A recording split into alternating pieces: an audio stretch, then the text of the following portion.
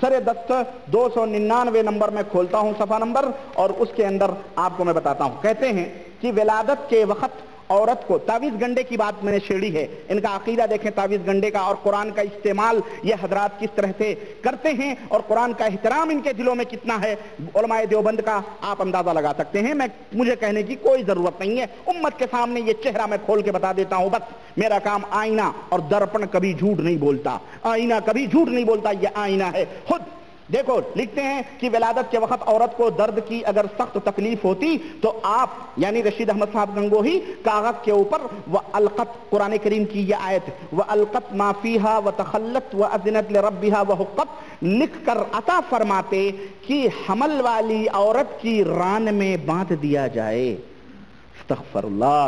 علماء دیوبند کے لوگوں یہ تمہاری ڈائری ہے، مقلدین دیوبند تمہاری ڈائری ہے یہ، اور تمہاری ڈائری کا یہ ورق اتنا بدبودار. استغفر اللہ. قرآن کا یہ مقام کہ تم اس کی آیتوں کو لکھوا کر حاملہ عورت کی رانوں کے اوپر بندھوا رہے ہو. یہ شیطانی تعلیم ہے یا رحمانی تعلیم ہے یا ربانی تعلیم؟ کس کی تعلیم ہے یہ بتاؤ؟ اور کہتے ہیں کہ بچہ پیدا ہوتے ہی فوراً کھول دیا جائے ورنہ آنتوں کے باہر آ جانے کا اندیشہ ہے. استغفر اللہ. اللہ تعالیٰ نے ان کو بتایا قرآن کریم کی یہ تاثیر ہے.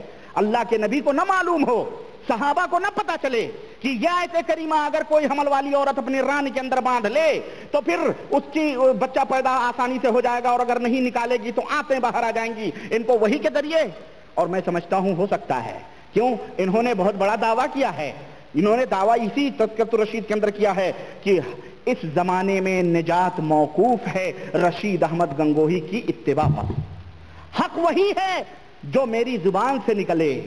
استغفر اللہ. نبوت کی سیڑھیوں پہ چڑھ، اور میں نے تاریخ تبلیغی جماعت میں اس کا حوالہ دیا ہے، آپ وہ کیسے اٹھا کے دیکھ سکتے ہیں. اور آئیے یہ دیکھیے 300 نمبر کا صفحہ، 300 نمبر کا صفحہ. کمہیڑا کے مبتلا کو، اب کمہیڑا کوئی بیماری ہوگی اللہ ہے بہتر جانے، کمہیڑا کے مبتلا کو 11 تار، کمہیڑا کے مبتلا کو 11 تار کے نیلے ڈورے پر 41 بار سورہ فاتحہ ماں بسم اللہ پڑھ کر 41 گرہ لگاتے. حضرت رشید احمد گنگوہی کیا کرتے؟ گرہ لگاتے، ہر گرہ پر ایک بار سورہ فاتحہ اور عطا فرما دیتے کہ بچے کے گلے میں ڈال دیا جائے. قرآن کریم میں اللہ تبارک و تعالیٰ نے فرمایا قل اعوذ برب الناس ملک الناس الہ الناس من شر الوسواس الخناس. قل اعوذ برب الناس ملک الناس الہ الناس من شر الوسواس الخناس الذي يوسوس في صدورنا من الجنة والناس. ایک قل اعوذ برب الفلق میں قل اعوذ برب الفلق من شر ما خلق من شر غاسق اذا وقب ومن شر النفاثات في العقد.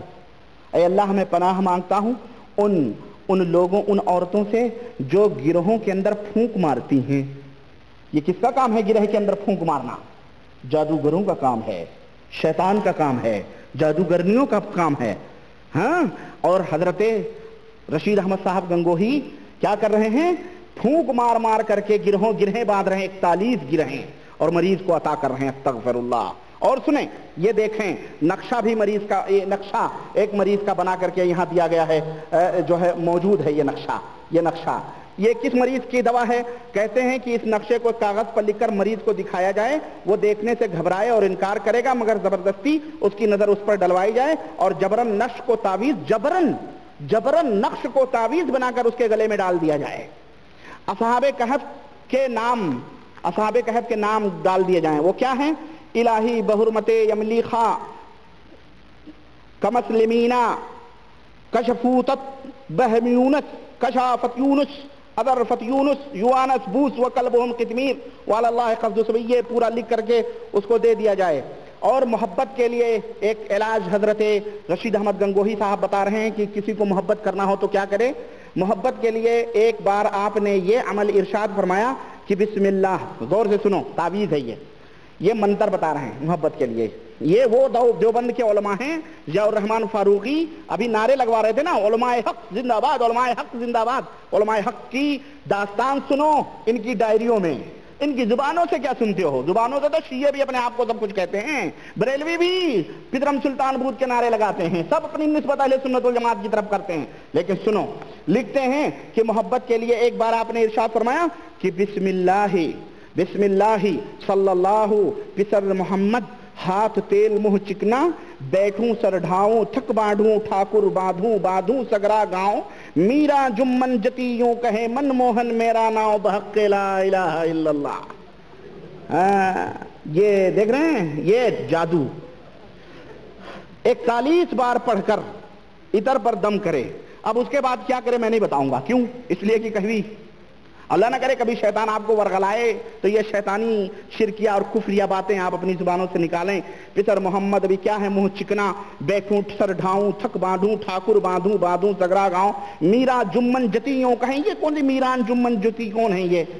है ना, मोहन मेरा नाव, मोहन मेरा नाव बहक़िला अस्तग़फिरुल्लाह। इस तरह की तावीज़ और गंडे की एक बात इसमें नमूने में फतावा ये तज़किरतुर रशीद के हवाले से मैंने आपके सामने बयान की। आइए मौलाना अशरफ अली साहब थानवी जो तबलीगी जमात के सबसे बड़े हीरो और जनाब आली जो क्या कहते हैं उलमाए देवबंद के सबसे बड़े सुर्खील और हजारों किताबों के नाम लिखे जाते हैं और दावे किए जाते हैं कि इन्होंने लिखी हैं। ये किताब आमाल कुरानी अशरफ अली साहब थानवी की किताब है जो दीनी बुकडिपो उर्दू बाजार दिल्ली से छपी हुई है। इसके कुछ चैप्टर आपकी खिदमत में पेश करता हूं। ये देखें, लिख रहे हैं हजरत, लिखते हैं कसरते हैज वो क्या है? कहते हैं कि वमा मुहम्मदुन इल्ला रसूल क़द खलत मिन क़ब्लिहि रुसुल अफ़इन माता औ क़ुतिला इंक़लबतुम। हाँ, अगर किसी औरत का खासियत, अगर किसी औरत का खून जारी हो जाए, किसी औरत का खून जारी हो जाए तो इस आयत को 3 पर्चों पर लिखे, एक पर्चा उसके अगले दामन में बांध दे, अगले दामन में बांध दे, यानी जो वो होती क्या कहते हैं उसको, खमीस होती है, शलवार और कमीज या फ्रॉक कह लें, उसके अगले दामन में बांध दें। कुरान का इस्तेमाल हकीमुल उम्मत हैं। ये कौन है? ये हकीमुल, इनका खिताब क्या है? हकीमुल उम्मत। ये उनकी पुड़िया है, मैं बता रहा हूं हकीम साहब की। सुने, एक पर्चा लिखकर उसके अगले दामन में बांध दें और एक पिछले दामन में बांध दें, है ना, एक अगले दामन में और एक पिछले दामन में, और एक पर्चा अस्तग़फिरुल्लाह, एक पर्चा ज़ेरे नाफ बांध लें। ये कुरान करीम का इस्तेमाल है, बताया जा रहा है। ज़ेरे नाफ, नाफ के नीचे, नाफ के नीचे आप समझ जाएं, हजरत हकीम साहब इशारे किराए में बात कर रहे हैं।